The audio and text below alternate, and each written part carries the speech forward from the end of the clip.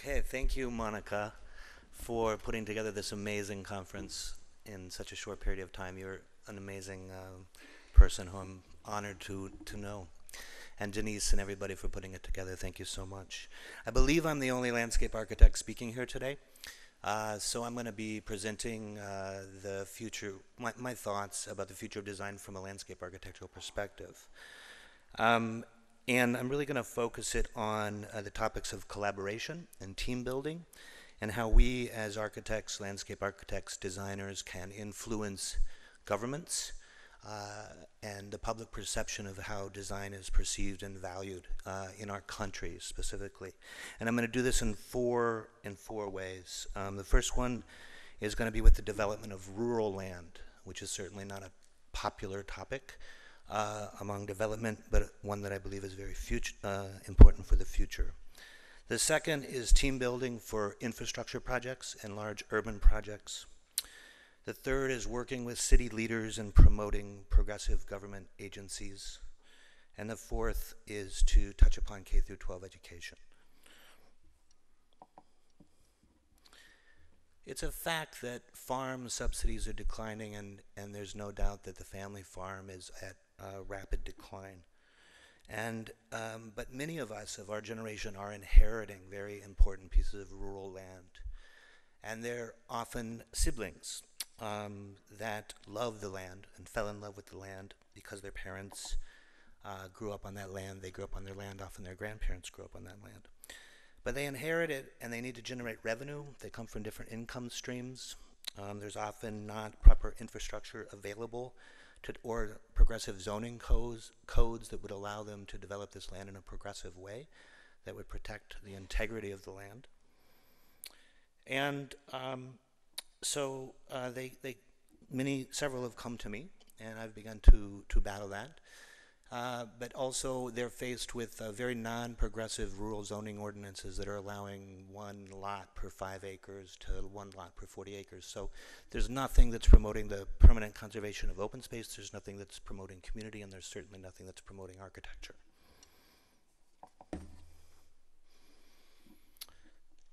What we need to do is to promote we need very progressive infrastructural systems that allow us to cluster the architecture together and then wrap the developments with permanently protected open space. Again, not a new topic, but one that's very important.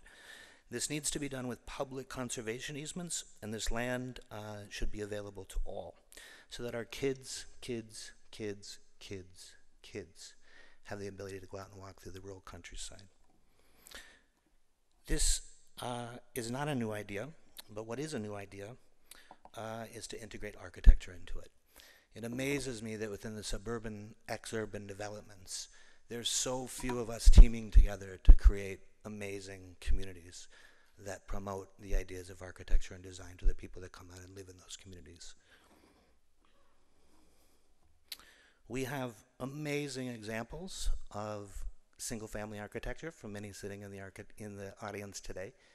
But again, we're not teaming together on those. People move to the countryside to connect with nature, to connect with the wilderness. And architecture, great architecture, and I live in a home like this, opens up and you actually experience living within that community. So we need as many successful examples as we can get. Certainly the idea of a progressive master plan also needs to be integrated into it from a landscape architecture perspective. We have some examples of communities that have come together with great architecture without a comprehensive master plan that are not near as dynamic as they can be, but still they're a great improvement. So we need to work together, and we need to show developers that they can make as great a profit with this strategy, and we need to be able to be nimble enough as architects to make a profit ourselves and to provide these services to be affordable for the people that come and live there. So as architects, we cannot afford to pass on this opportunity. As a landscape architect, my firm will continue to promote very progressive communities in the rural landscape, and I'll continue to reach out to all of you to join me in that effort and my firm, and we'll move from there. Now, this same team building approach can certainly be applied to large urban projects and infrastructure projects in particular. Again, with large urban projects, I believe that a progressive landscape architecture should be leading, co-leading, or integrally involved from the onset of these projects.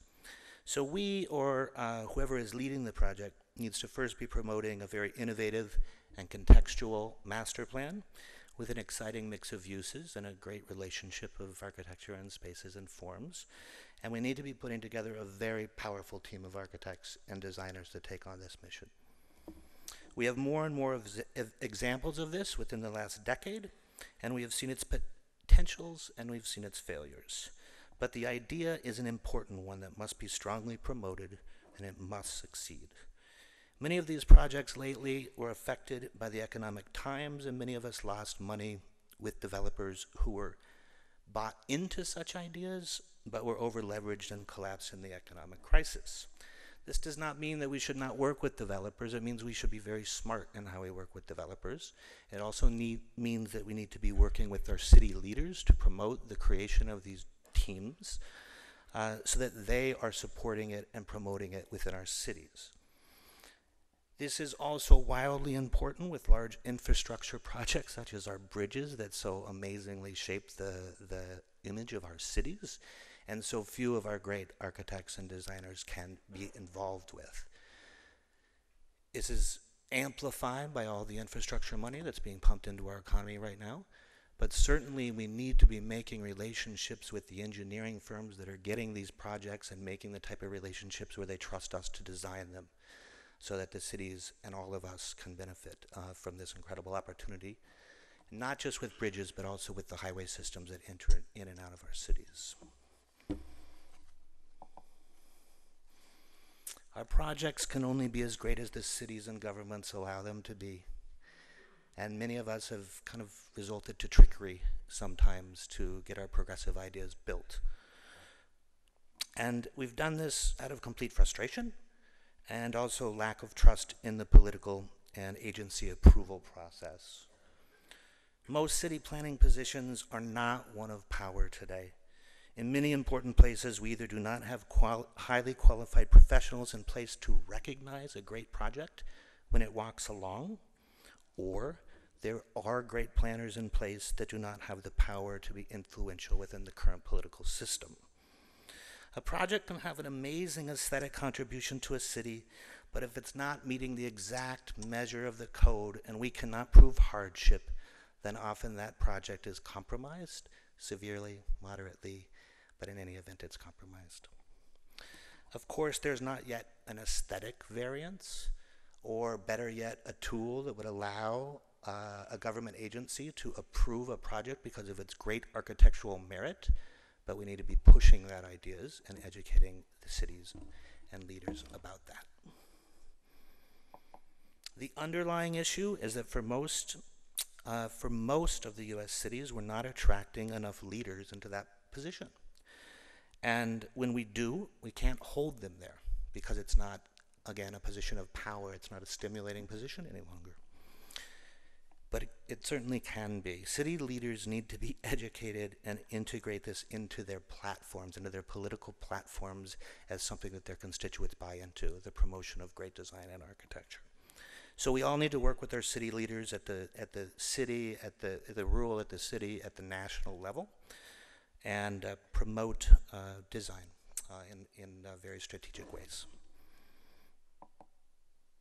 We all know there are such places, such as the Netherlands, where this is embedded into their culture. I was speaking at a conference learning from the Dutch experience a few years back in Chicago, and there was the head of public housing, both for Amsterdam and Rotterdam, spoke, and they said that they had a very simple mission statement, that each public housing project had to be more progressive and more architecturally significant than the last one. Now, certainly that's subject to opinion, but what we need to understand is how has that been so embedded into their culture and so accepted by their society, and that they are constantly promoting and only inviting great teams of architects to come and compete for their public projects.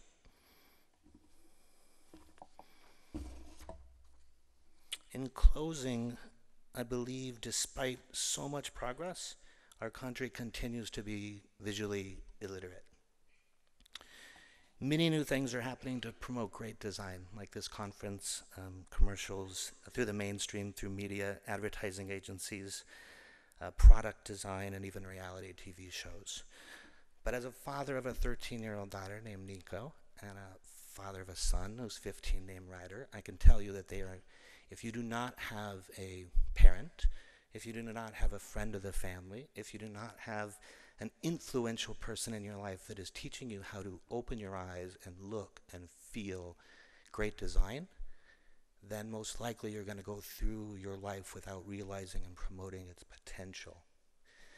I think we need to really work hard to integrate architecture and design into the K through 12 education history books, because the art classes are certainly not even there anymore. I know that if we work together, we can make a serious change in the future in the way that people value and perceive and promote design. Thank you.